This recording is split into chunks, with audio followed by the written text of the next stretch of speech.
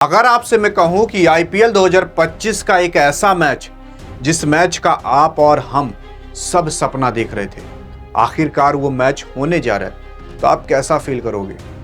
काफी एक्साइटमेंट से महसूस होगी ना कि यार एमआई बनाम सीएसके का मैच हो रहा है। लेकिन उससे बड़ा सवाल तो ये खड़ा होता है कि भाई अगर ये मैच होगा तो किसके खेमे में जाकर जीत गिरने वाली है। अगर आपको ये समझना है कि किसके खेमे में ये जीत जाकर गिरेगी, तो उससे पहले आपको ये जानना पड़ेगा कि भाई वहां की पिच रिपोर्ट और वेदर रिपोर्ट क्या कहती है। पिच रिपोर्ट यानी कि वहां की जो फील्ड है वो किस तरीके से बिहेव करेगी, बॉलर के खेमे में जाकर गिरेगी कि बैट्समैन के। आखिर अगर आप पहले बैटिंग करते हो या दूसरी बैटिंग करते हो तो कब आपको ज्यादा जीत और हार मिल सकती है, और तो और दोपहर का समय तो शाम का समय क्या कहता है, और कितनी बारिश होने की संभावना है। सारी चीजें ए टू जेड आप इस फील्ड के कण कण से वाकिफ हो जाओगे कि भाई किस तरीके से ये फील्ड बिहेव करती है, और आप तब खुद बता पाओगे कि भाई कौन सी टीम जीत सकती है और कितने रन यहां पर बन सकते हैं। पहली चीज तो जान जाओ, यहां पर सीएसके एक ऐसी टीम जिसकी फैन फॉलोइंग की बात ही ना करो, और एक ऐसी टीम जो कि आईपीएल 2025 के जगत की सबसे स्ट्रॉन्गेस्ट टीम मानी जाती है। भाई मानी भी क्यों ना जाए, क्योंकि इसने एसआरएच जैसी टीम, आरसीबी जैसी टीम को सबको परास्त करके इस आईपीएल 2025 में रखा है। यह 38वां मुकाबला होने वाला है, और तो और ये इसी 20 अप्रैल को होगा। और अगर ये मैच होता है तो पिच रिपोर्ट क्या कहती है, वेदर रिपोर्ट क्या कहती है, आइए जानते हैं ए टू जेड। सबसे पहले हम समझना चालू करते हैं कि भाई यहाँ की जो पिच रिपोर्ट है वो कहती क्या है और बारिश की संभावना कितनी है। बारिश की संभावना आप मान लो कि भाई ना के बराबर है, और तो और इस मैदान के बगल में अरब सागर है। अरब सागर के होने की वजह से यहाँ पर जो फास्टर गेंदबाज हैं उनको ज़्यादा मदद मिलती है। लेकिन शुरुआत में स्पिनर गेंदबाज को भी ज़्यादा मदद मिलती है, लेकिन स्पिनर गेंदबाज जैसे जैसे टाइम बीतता चला जाता है, स्पिनर गेंदबाज का जो दम और खम रहता है दोनों डाउन होने लगता है। ऐसा क्यों? ऐसा इसलिए क्योंकि बगल में अरब सागर है, तो वहाँ पर ओस शाम को गिरेगी जरूर। ओस गिरने की वजह से, ड्यू होने की वजह से बॉल हो जाती है गीली, और जो स्पिनर गेंदबाज होते हैं तो उनकी गेंद जो बॉल होती है वो हाथ में उस तरीके से उनके चंगुल में फंस नहीं पाती जिस चंगुल से वो फेंकना चाहते हैं।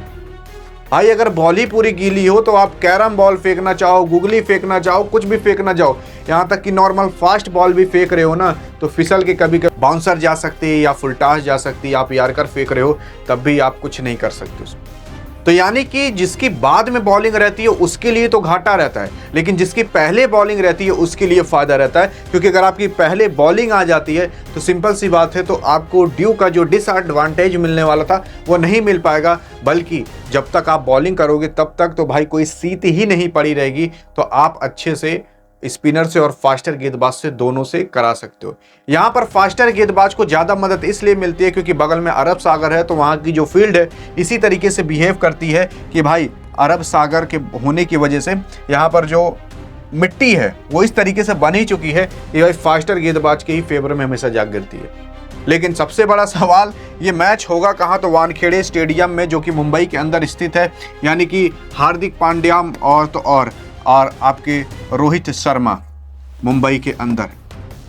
रोहित शर्मा और मुंबई, ये दोनों आप ऐसा जान जाओ कि भाई एक कोई आदमी देश को मानता हो उस तरीके से रोहित शर्मा मुंबई, ऐसा मान सकते हो। यानी कि मुंबई के अंदर रोहित शर्मा, तो आप ये मान लो कि वहां पर रन बरसना तय है। ऐसा इसलिए क्योंकि यहाँ की जो फील्ड है और जो बाउंड्री है वो थोड़ी छोटी है और सबके कंपैरिजन में, इसी की वजह से यहाँ पर रन काफ़ी अच्छे से बरसते हैं। बरसते नहीं बल्कि गरजते और बरसते दोनों हैं, क्योंकि चौके और छक्के दोनों लगना तय रहते हैं। बाउंड्री छोटी होने की वजह से यहाँ पर बड़े से बड़े स्कोर को भी चेज कर लिया जाता है, तो छोटे से छोटे स्कोर भी कभी कभी बन जाते हैं, क्योंकि जब एकदम से टीम फ्लॉप चली जाती है। लेकिन आप ऐसा मान चलो कि यहाँ पर बड़े से बड़े स्कोर बनना तय रहते हैं। तो और सीएसके और एमआई जैसा मैच हो और बड़ा स्कोर ना बने, यार सवाल ही नहीं पैदा होता। आपको हम बता दें, एमआई और आरसीबी के बीच मैच हुआ था तो 222 रन आई थिंक बने थे, उसको भी एमआई ने चेज कर लिया था। विश्वास करोगे?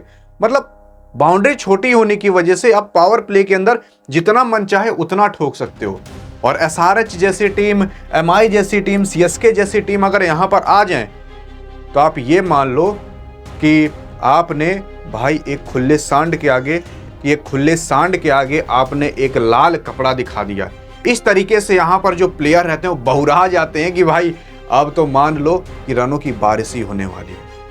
और यहां पर आप इसलिए कह सकते हो कि ज्यादा रन बन सकते हैं, फील्ड छोटी है और रन काफी ज्यादा बरसते और गरजते हैं। और बाकी एमआई जैसी टीम अगर पहले बैटिंग करती है तो उसको बॉलिंग में डिसएडवांटेज मिल सकता है। बॉलिंग में इसलिए मिल सकता है क्योंकि जब बॉलिंग दूसरी बार करेगी तो बॉलर्स उतना फायदा नहीं उठा पाएंगे। तो यहाँ पर जो पहले बॉलिंग करता है उसको ज़्यादा फायदा मिलता है, उसके खेमे में ज़्यादा समय जाकर जीत गिरती है। तो टॉस के बाद ही पता चलेगा कि भाई टॉस जीतेगा तो कौन, टॉस हारेगा कौन। तो जो टॉस जीतेगा अगर वो पहले बॉलिंग करने का फैसला लेता है तो उसके लिए फायदा होगा, ये जान जाइए। तो टॉस के बाद आप देखते ही बता लोगे कि भाई अब कौन जीत सकता है तो कौन हार सकता है। और एट द एंड अगर हम बात कर ले यहाँ पर कितना तापमान रहेगा, तो तापमान अरब सागर होने की वजह से यहाँ पर लगभग 28 डिग्री सेल्सियस हमेशा नॉर्मल बना रहता है। यानी कि ना तो गर्मी ना तो ठंडी, लेकिन शाम को ओस पड़ेगी बहुत बेजोड़। बाकी आपको क्या लगता है कि भाई इस सरजमी पर क्या आपकी मुंबई जीत पाएगी अपने ही? क्या चेन्नई जैसी टीम आकर मुंबई को ही धूल चटा कर जाएगी? बताइएगा जरूर, क्योंकि ये मैच 20 तारीख को शाम को आने वाला है। बाकी मिलेंगे इस वीडियो में, तब तक के लिए जय हिंद जय भारत।